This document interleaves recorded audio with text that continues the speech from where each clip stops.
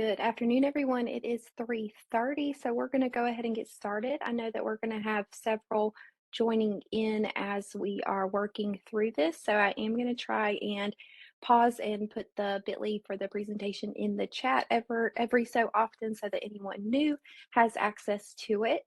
But for your time, we're going to get started right at 3:30. So I appreciate all of you being here with us today.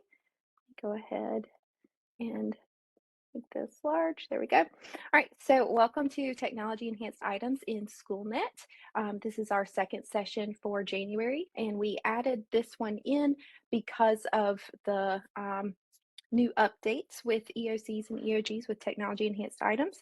We definitely wanted to make sure that everyone felt prepared on how to give practice questions in SchoolNet. So that is what today's session is going to be focused on. There we go. All right, and let's go ahead and get started. Okay, so Aaron having audio issues. I'm so sorry, Aaron.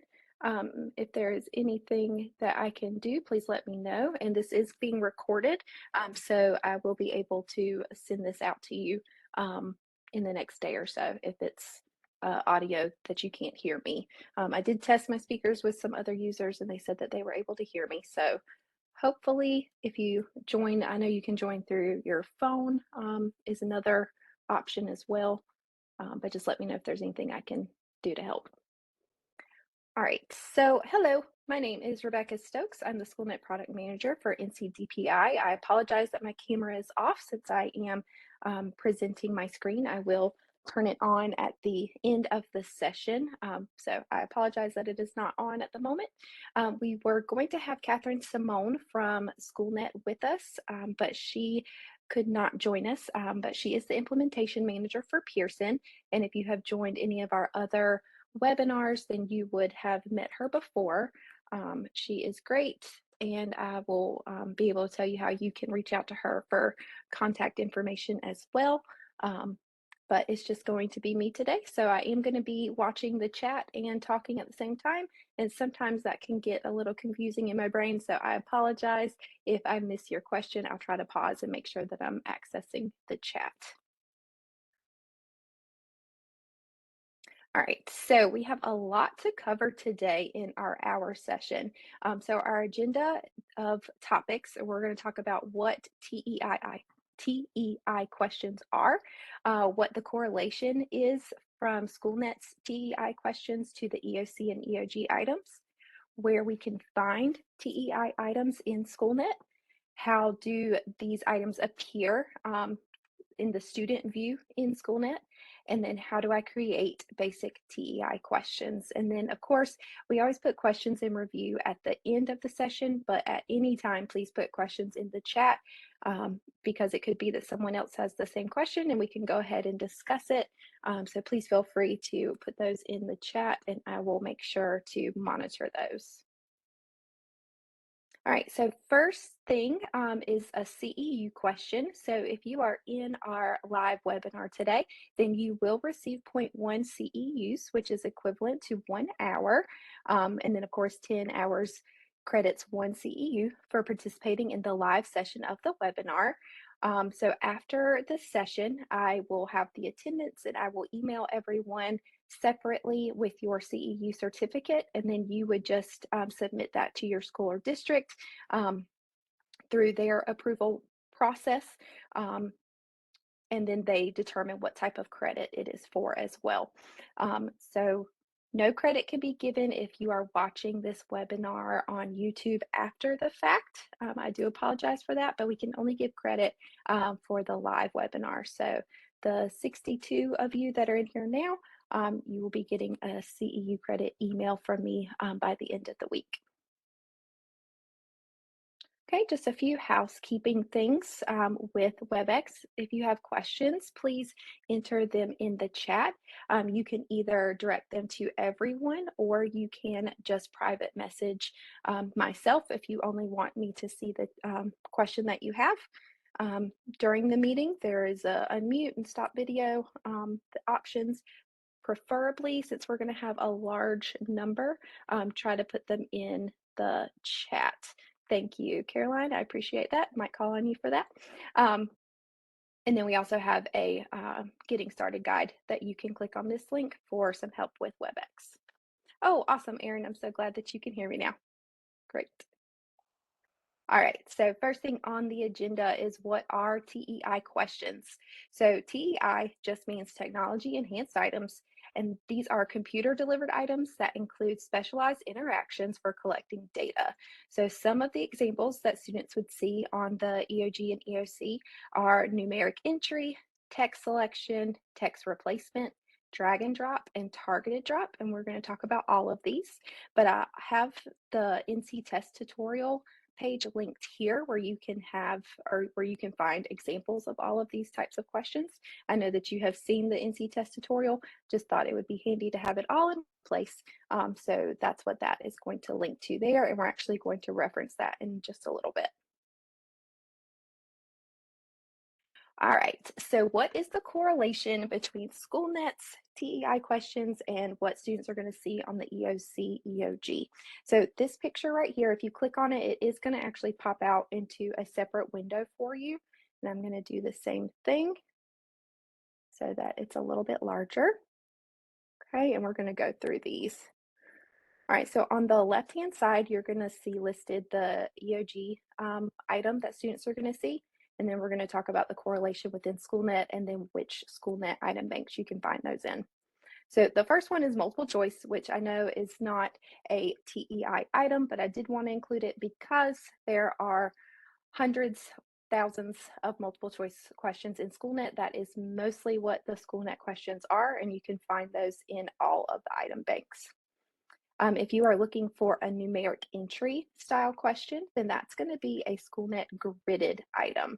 And you can find these in the SchoolNet item bank and the NCDPI classroom bank as well. All right, short answer questions on EOG are going to be called open response in SchoolNet. Same thing, where it's going to give a paragraph style box where students can type in their responses. And you can find those in the Certica 12.1 item bank. And we're going to go over all of these item banks as well. I'm going to skip over text selection for just a moment. We're going to come back to that in just a minute and go down to text replacement questions. Those are going to be called inline questions in SchoolNet, and those can be found in the Certica 12.1 item bank as well. Drag and drop is the easy one because it's called drag and drop in SchoolNet. So that is the easiest one. And you can find those in the SchoolNet item bank. And then we have targeted drop questions, which are going to be referred to as gap match in SchoolNet. And those can be found in the Certica 12.1 item bank. Right here, I have linked the item description for SchoolNet questions. So if you click here, it's actually going to go through all of these item types in SchoolNet and give a description of what they are, what they look like, and the formatting style for each one. And then right here, this is going to be the item counts for SchoolNet TEI questions in each grade level and subject. So I actually already have that, or I thought I did. Let me click on it. There we go. All right, so at the very bottom, you'll see all of the item banks. Now notice in the picture that I just showed you, we do not have anything that's listed just Certica. And the reason for that is because this Certica bank will be leaving over the summer. Certica 12.1 is the updated version of this item bank. So this is going to be the one that continues to be in SchoolNet. So the reason why we didn't put any on that document is because if you were pulling TEI questions from that and you wanted to use that assessment again next year and they weren't there, we didn't want anyone to be able to wonder why those questions weren't there. So you can, of course, still use questions from this original Certica item bank, but just know that that item bank is leaving during the summer, and it will just be the Certica 12.1. And Brenda, yes, I can send out that correlation. And yes, I can email the slides as well. And I'm going to actually go ahead and pause and put it back in the chat for you. There you go. But yes, when I email you your CEU certificate, I will email this document and the presentation to you. So Okay, so if we are looking at Certica 12.1, then we can see the subjects here. So we've got ELA, math, science, and social studies. And then you can see the grade levels on the left-hand side. So this is going to let you know that if you are third grade ELA and you want a gridded response, then you have 111 already there for you in that Certica 12.1 item bank. If it's a gray box, then that means there are none of that type of question in this particular item bank, okay? So you can see all of the grade levels and all of the subjects. And if we go to the SchoolNet item bank, then you can see we've got some hotspot, some drag and drop. I'm trying to think of some of the other ones, the open response. Let's see, the classroom bank, and then the release bank as well. So this is just a document to help you see how many there are per grade level. Now, I did have a question come across saying, do we have this broken down by objective? And currently we do not. I do think that is a great idea, and I will start working on that. But my fear is that it would not be ready in time. And with it being almost February and testing coming up in May, I would be scared that the objective breakdown would not be ready in time for you to reference it. So that is something that I'm going to work on, and hopefully be able to get it out to you. If not, it will definitely be ready for next school year. All right, so let's go back here because I want to talk about the text selection. So the reason why I have NA here is because if we go, let's see, if we go here, if we go to the NC test tutorial, and I'm going to go to the particular question that I'm looking for. Okay, so this is the inline question where the students would select a number, it turns gray, and it pops down to the bottom of the screen. So the reason why I have NA for SchoolNet is because we do not have anything that is going to be broken up into the 3 sections and where the item is going to be grayed out and then appear in another section of the screen. We do have something called a hotspot where the students can select something, and it will put a bright blue box around it, but it will not move it to another area of the screen. So I felt like it did not correlate enough to say that it was a match, and I didn't want anyone to students practicing those hotspot questions and it not look like this on, or not look like that on their EOG or EOC. So that's why I have NA, because it's similar, but not similar enough for my standard of correlation to say that it was a match. So that is why that says NA. Or excuse me, for the text selection. I think I said inline previously, but for the text selection. So we do not have anything that looks like what NC test is showing, but I will show you the hotspots for you to be able to determine if you think it's similar enough that you want your students to practice it. I just felt that there was not enough of a correlation to include it there. Okay, let's go back here. All right, so before I move on, do I have any questions about the correlations within SchoolNet? I don't see anything in the chat, but did want to pause just to make sure. And for anybody that has joined us recently, I just put the bit.ly for today in the chat so you can access this slide deck. Okay, so I don't see any questions, but if you think of any, feel free to put them in there. All right, so how do we find TEI questions in SchoolNet? So I'm going to go to the training site for a demo of how you can locate these, and I have a login for you as well. You can also be in your instance for your school if you prefer, but I do have a link to the training site here and then a login for you if you would like to go to the training site. All right, so let's go to the training site. There we go. All right, so once you are in the in your SchoolNet site, I'm in the training, you either can create an assessment just like normal and add questions from the item bank, or you can just go to find questions. So I'm going to come over here to the left-hand side and go to assessments and go to find underneath items.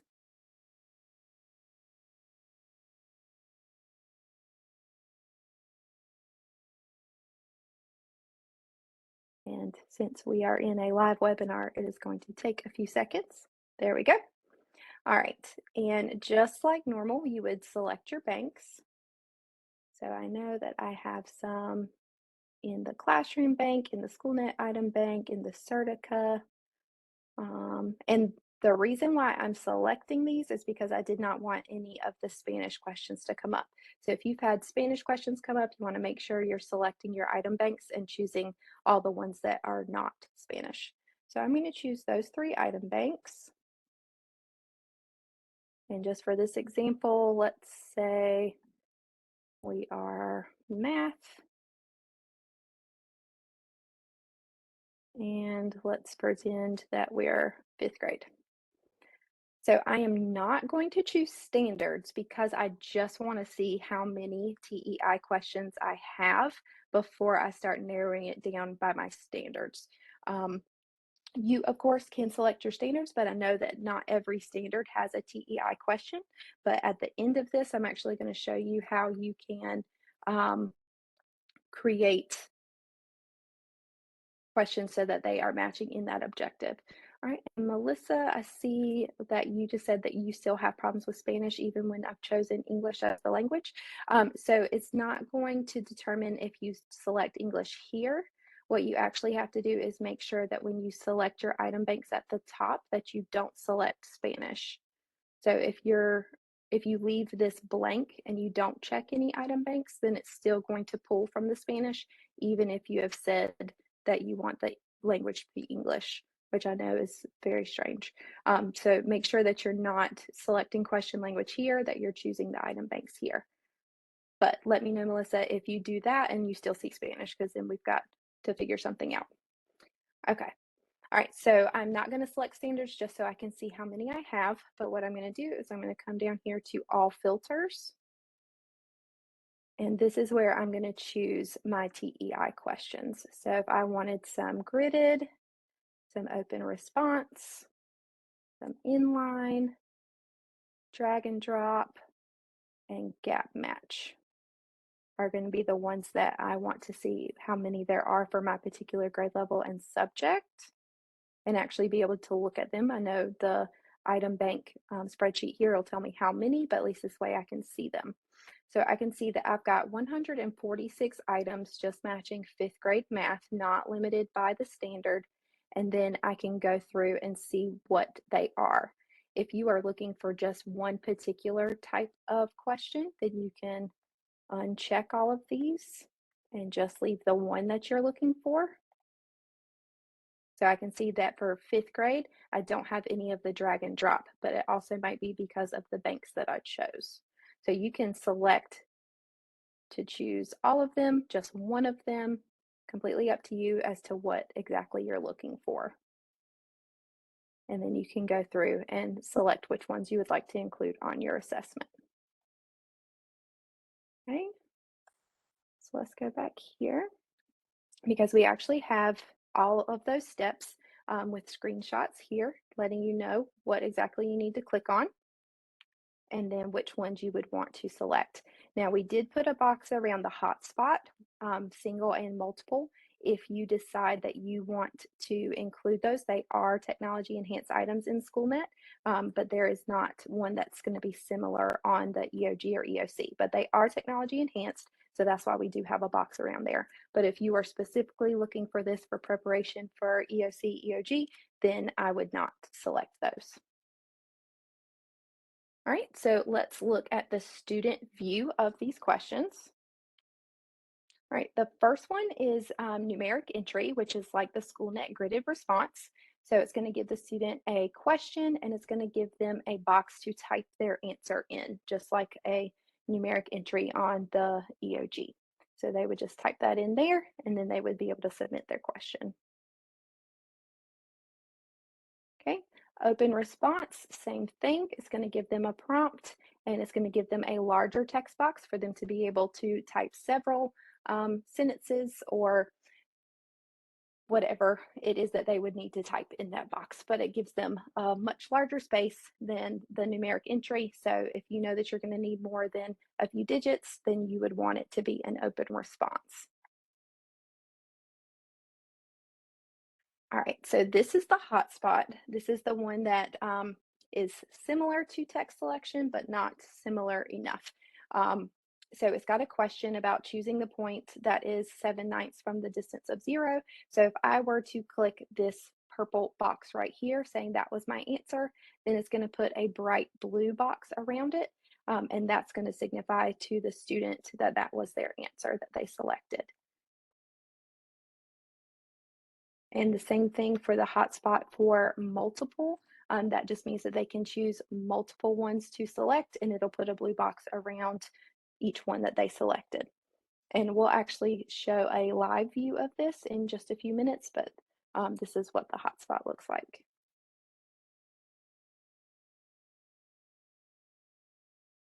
Okay. The inline question, which is equivalent to the text replacement, is going to give the students a sentence or an equation or whatever the question may be, and it's going to have a box that says choose with a down arrow. The students are going to click that down arrow, and it's going to give them the list of choices that they have. And once they select, for example, if they selected must be done, then this box would not no longer say choose, it would now say must be done. So it fills their answer in to that blank for them. And that is the inline. Drag and drop. It can look a few different ways. So one example here is you can have containers that in this particular example are labeled as quadrilateral or not a quadrilateral, and the students would drag the shapes into the appropriate container. Whereas this one on the right-hand side, we actually have images in the containers instead of titles, and the students would drag the word into the container with the appropriate image. So you can do either one, but as the students are dragging and dropping their answer choices into the containers. And gap match, which is like the targeted drop. It's going to list several different options for the students at the top. It's going to give them a question and it's going to have a blank box, and they drag this into the appropriate box, and then that answer would then show up in that box. So it's similar to a drag and drop, excuse me, but it's listed out in these smaller boxes instead of the larger containers for the students.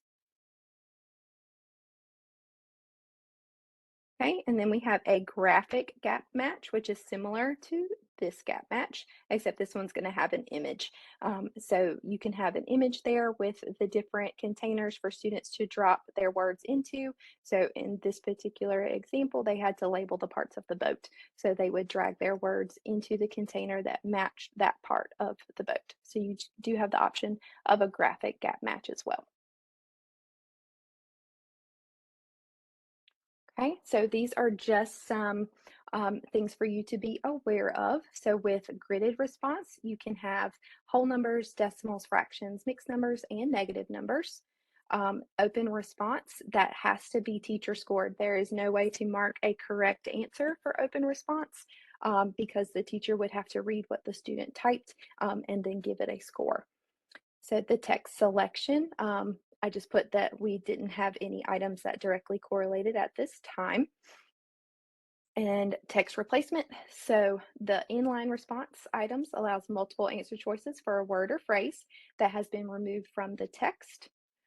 Drag and drop, you can have up to 8 containers and 8 answer choices for students to drop those words into. And gap match, you can combine answer choices into categories. You can also limit the number of choices that students can put in a container. And you can create up to 9 different gaps for students to fill in, as well as answer choices and answer choice categories. Okay, so we do have some quick reference documents linked here of how to create your own questions. But this would be you starting from scratch, coming up with your own question to put in, your own answer choices, everything like that. So after we talked, we actually thought that it might be more beneficial for us to show you how to use what is currently a multiple choice question and convert it into a technology enhanced item. So that way you're not having to make up your own question. So instead of showing you how to create from the ground up a TEI question, we're going to, or it's not we are, since Catherine's not here, I'm going to show you how to convert a current multiple choice question into a technology enhanced item. But if you are interested in creating them from scratch, we do have them linked here for you. Like I said, I just felt with the limited time that teachers already have that this would be better, a better use of your time to be able to take something that's already created and just change it to fit the needs that you have. So that's what we were going to do for the rest of this session. So I'm going to put this in here. I'm going to pause really quick before we go over to the training site to convert questions and see if anybody has a question about what we've talked about so far. I don't see any in there, but I did want to pause and make sure.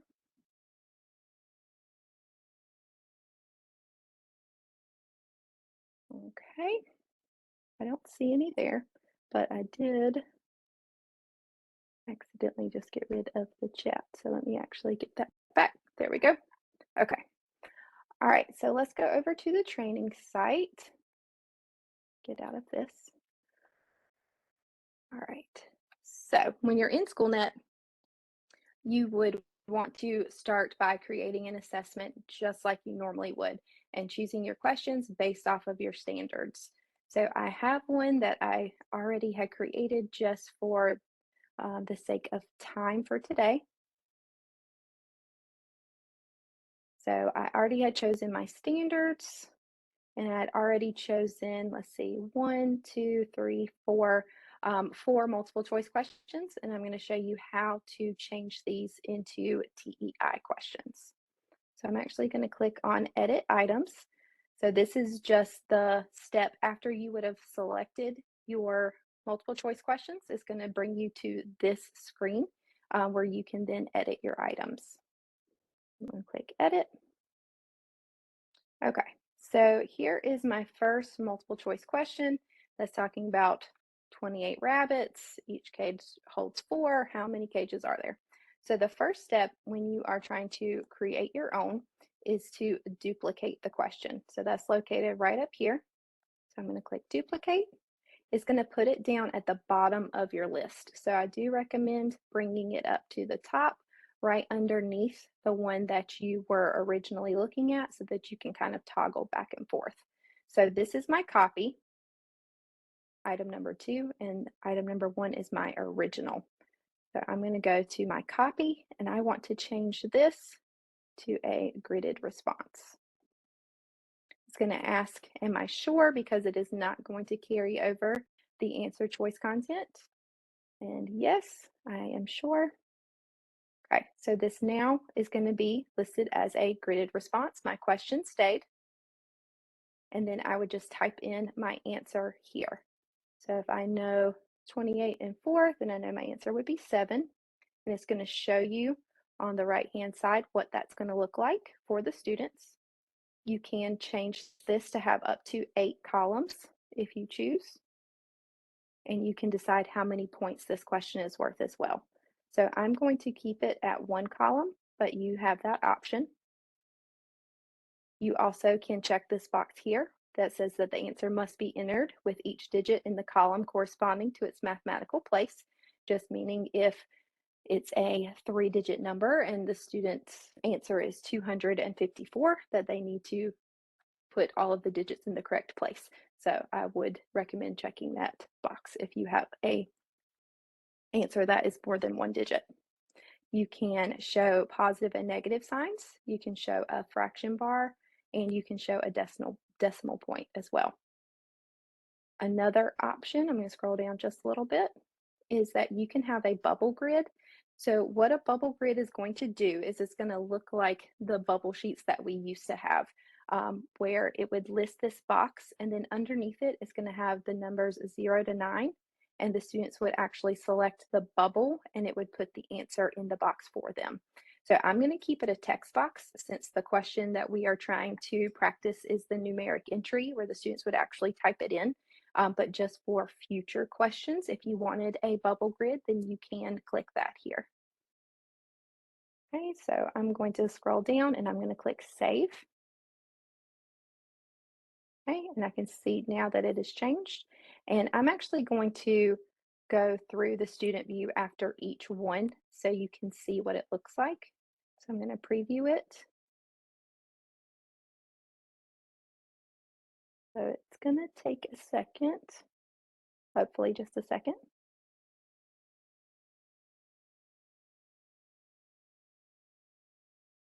There we go. All right, so this was my original multiple choice question with my A, B, C, and D choices. And this is the gridded response that we now have created. So it's the same question, the students would just type in the answer.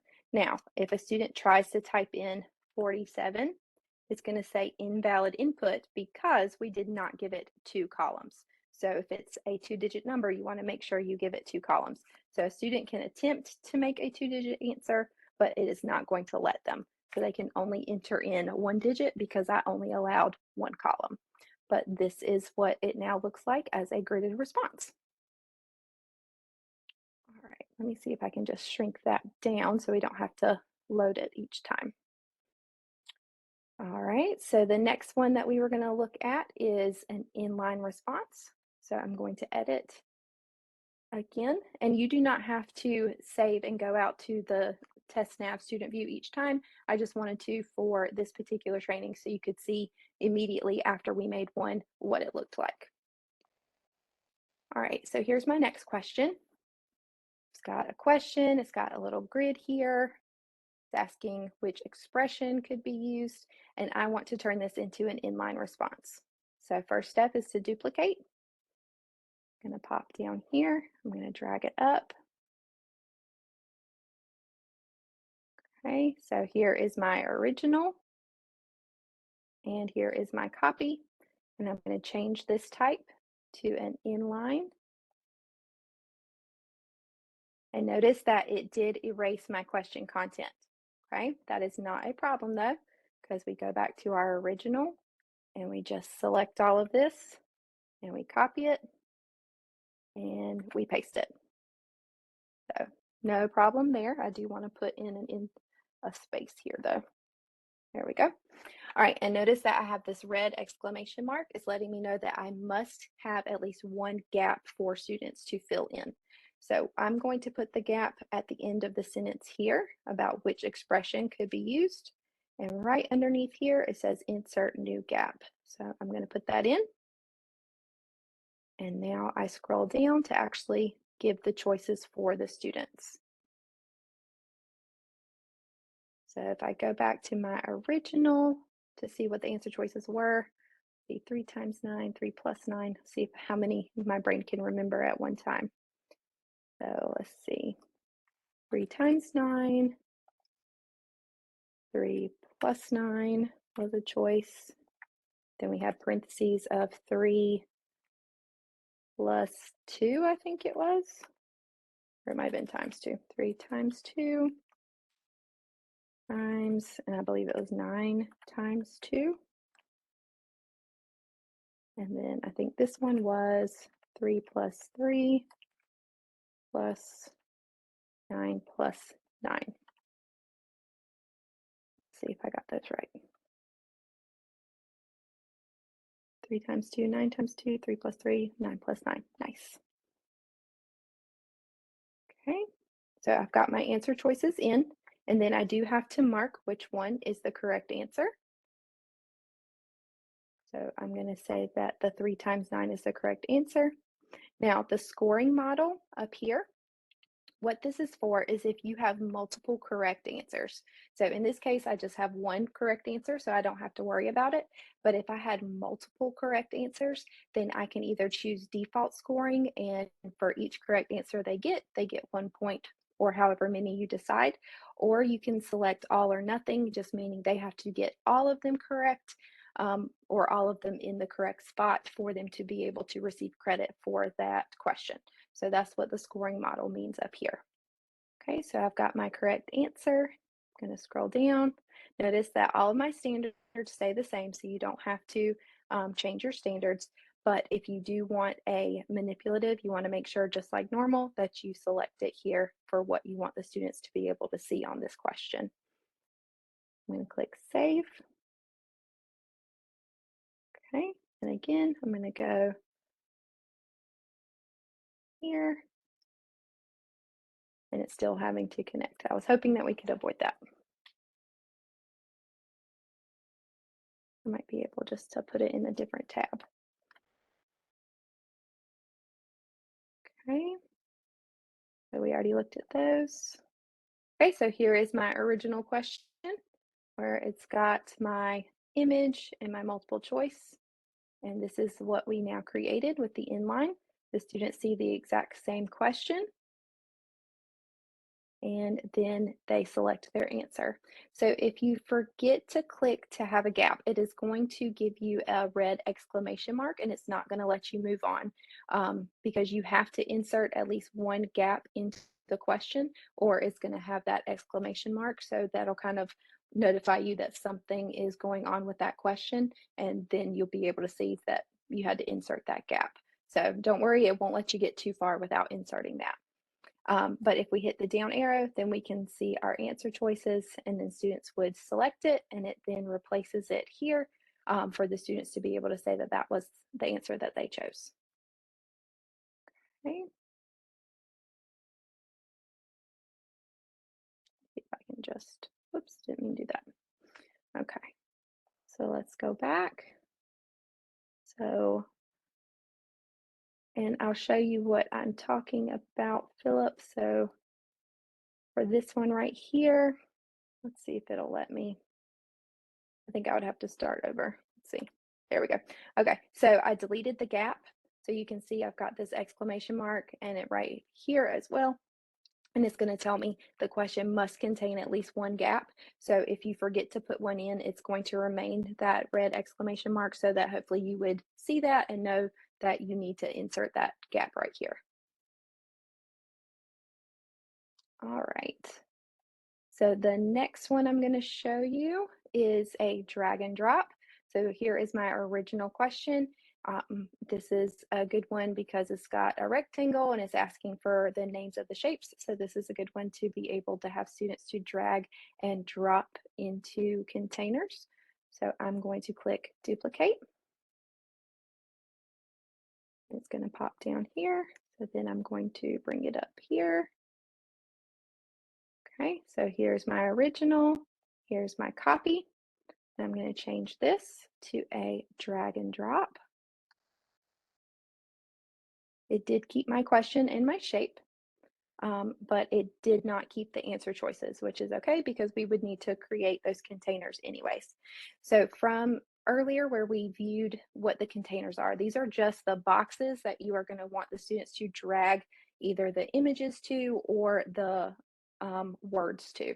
So if this question is asking about which two names can be used for the shape, then I would have names used for the shape as one title. And for this one, I might have names that can't be used for the shape. You can title it whatever you want, but I'm just going to have 2 containers. So I'm going to delete this one, but you can have up to 8 different containers for the students to drag to. All right, and then my answer choices, again, I can either insert images, but I'm just going to put words. So we had a rectangle, we had rhombus, we had square. So some of these TEI questions are online only, and I'll show you which ones they are when we go back to the questions. So some of them will not be able to be printed out because they are online only, but I'll show you which ones. So Philip, the images, you would have to pull those. You can grab those from anywhere if you did a screenshot, and then you would just upload it into the image right here. Let's see, rectangle, rhombus, square. I think trapezoid was one. Add the answer choice, I'm trying to remember. Quadrilateral and parallelogram, I believe was the other one. let's see, rectangle, rhombus, trapezoid, parallelogram, quadrilateral. So I think I got all of them. Okay, so rectangle, rhombus, square, trapezoid, quadrilateral, parallelogram. Okay, so you can choose here if students can drop these into more than one container. So I'm going to keep it as one container so that they can't try to drag rhombus into both of them. So the image icon, Philip, so if I am clicking here to type it in, the image icon is located right here underneath the font name where it says insert image. You are welcome. Okay, so those are my answer choices. I'm going to scroll down and I'm actually going to, since we're changing this a little bit, I'm actually going to take out the word two, since I know that more than two can be used for this shape. In the original answer choice, it was a combination and they could only choose the combination that was correct. So since we are changing that, I'm changing the question to reflect that.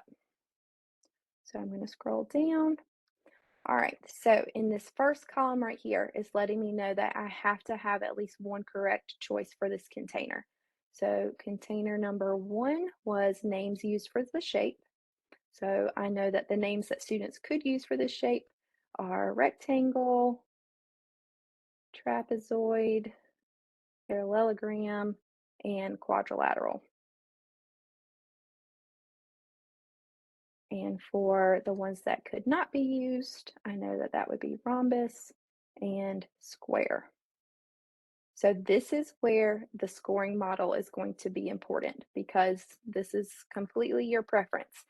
But if we did a default scoring model, then students would get 6 points for this question because there are 4 correct answers of the names and 2 correct answers of the ones that could not be names.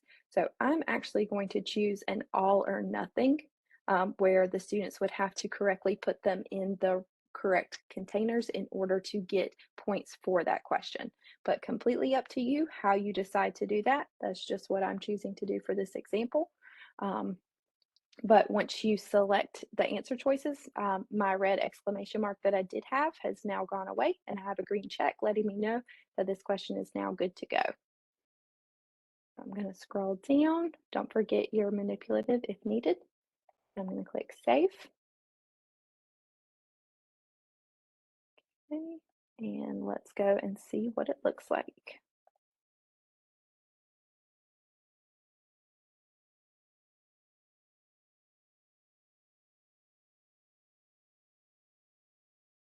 And this process, while this is loading, this process you would build the same way if you were starting from scratch and wanting to insert your own question. You do the same thing with your item type and you put in your containers, you put in your labels. This way it just already has a question there for you and answer choices that you can copy over. But it would be the same process if you were starting and building your own question as well. Let me get through to our, so here is my original multiple choice. And now here is my drag and drop where the students would be able to drop them into the appropriate container. And if they decided that they didn't like it in this container, they can move it down, so on and so forth. So we have now taken a multiple choice and easily changed it into a drag and drop. All right, we have one more to go over. And this is a gap match. So here is our original multiple choice talking about an area of a rectangular photograph. So I'm going to duplicate and drag it underneath here. I'm going to change the type to a gap match.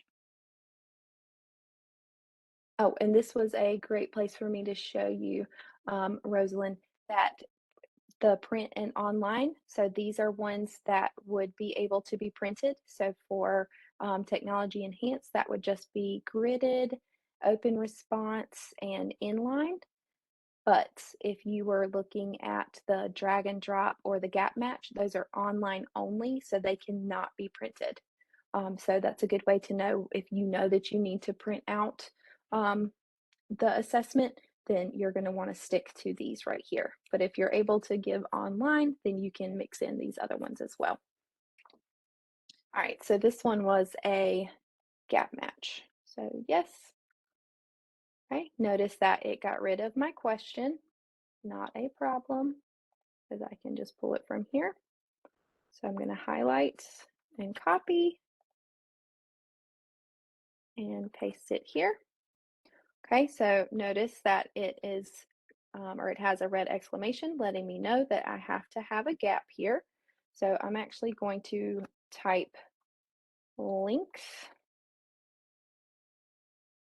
equals, and then I'm going to insert a gap, and I'm going to have width equals.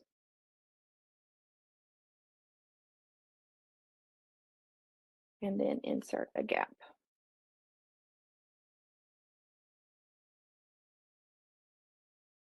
Okay. All right, and so now down here is where I would put my answer choices.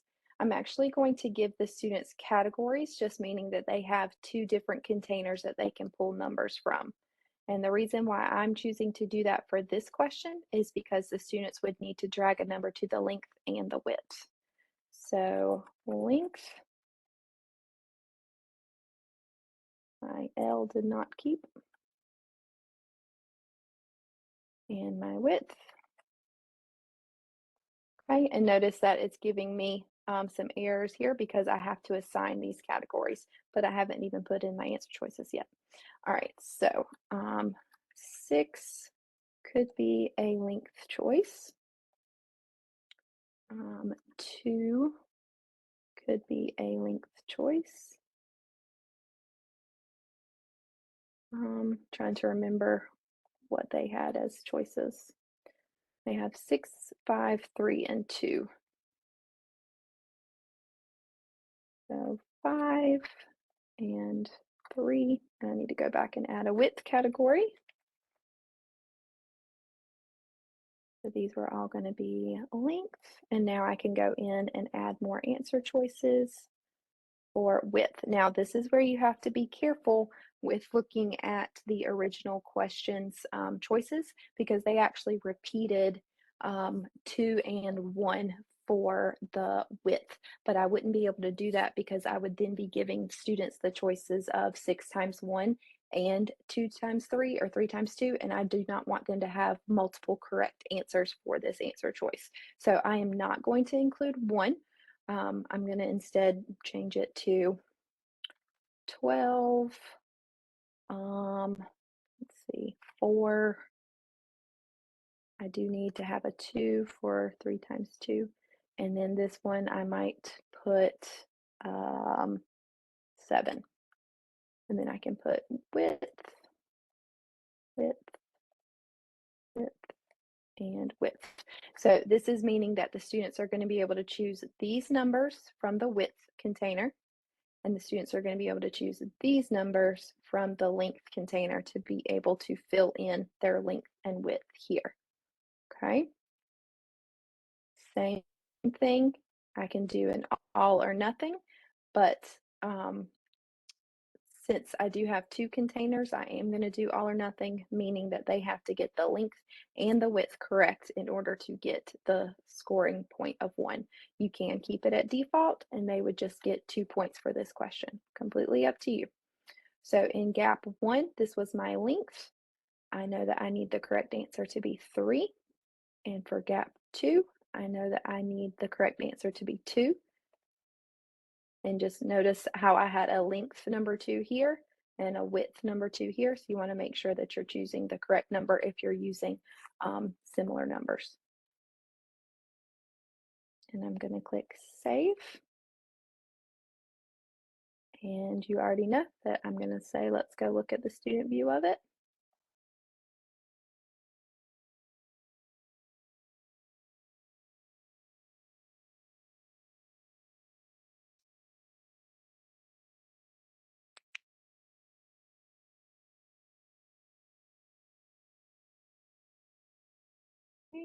All right, so I'm actually going to skip down. Okay, so not that one. All right, here was my original multiple choice where the students would choose A, B, C, or D.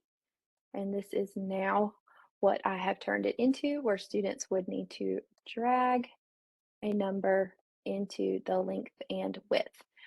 They cannot change, let me rephrase that. They can change their minds, but they cannot drag a new number into this box. So if they decide that this is no longer what they want, they would actually need to drag it back up to then be able to change it. So just keep that in mind. But I have turned multiple choice into sort of a drag and drop, but this is a gap match. Okay, so while we are here, I already inserted some hotspot questions just so you can see what they look like in the student view. So let's look at those. So this particular question right here is a multiple hotspot, meaning that students can choose more than one. Um, so it's asking them to select a point on the number line. So no matter what they choose, it gives them that bright blue border. So they are selecting something, but it is not graying it out and it is not moving it to another part on the screen, which is why I felt like it was not a correlation. But you can still use these if you feel that it is similar enough for you, then you can still use hotspots. And this is what it does. It just highlights it a bright blue. And same thing for this single hotspot where you can have a reading passage that the students would read, and they have an image here, and the question is asking them to choose what would serve the same purpose as a bag, which was protecting their eyes. So students would need to select, it's going to put that bright blue box. This was a single, so if a student tries to click on something else, you can see this error message right here telling them that they're only permitted to choose one because this is a single hotspot question. But it just puts that bright blue border around it, and that's how students would select their answer. Okay. All right, so that is how you convert current questions into TEI questions. Let me go ahead and delete this one because of that error, because I want to show you one additional step. So if you are going through and creating these questions, then you want to make sure that they are saved. So when you have your assessment, make sure you delete the original multiple choice questions out of there so that students aren't getting a multiple choice version of the question and then a technology enhanced version of the question, and it still essentially be the same question. So you want to make sure that you delete those out just by clicking this little down arrow and clicking remove from test. But to save these, what you're going to do is you're going to finalize your test. It's going to make sure and ask, are you sure you want to do this? Okay, now before we go and schedule, what you're going to want to do is you're going to come down to the questions, and I'm in the item summary. And beside the questions that I created, I'm going to click this down arrow and I want to click add to item bank. And this is going to add, right now I just have a personal item bank in here, so it's going to save that question to my personal item bank. But if your district decided to have a collection of people work on converting some of these, then you could have a shared item bank amongst several teachers or district leaders or curriculum coaches, whoever it was, and you could convert these questions and then save them to the item bank that you all share as well. So I just have the personal one in here. I don't have a co-authored one, but that is just a suggestion if you know that you want to go ahead and start having a collection of technology enhanced items if there aren't any for the particular standard that you are looking for in SchoolNet. So that is a way to save all of your hard work to make sure that you can use it again at another time.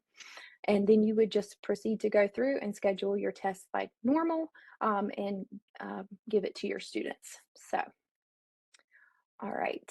Well, that is the end of our session today because we showed you how to create or how to convert all of those technology enhanced items. But don't forget that if you would like to start from scratch with no copying and pasting, then you do have these quick reference documents here of how to create your own But like I said, I just thought it would be a little bit more beneficial to convert questions. So that's why we had that in there.